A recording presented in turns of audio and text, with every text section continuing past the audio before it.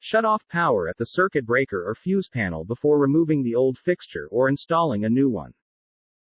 Attach the mounting bracket to the electrical box with the 2 box screws. Connect the junction box ground wire, green or copper, with the fixture ground wire using a wire nut. Connect the black supply lead to the black fixture wire, and the white supply lead to the white fixture wire using wire nuts. Push excess wire up into the junction box. Carefully guide the threaded tube into the center hole of the fixture pan. Tighten down the washer and hex nut on the threaded tube. Do not over-tighten. Place the diffuser over the threaded tube.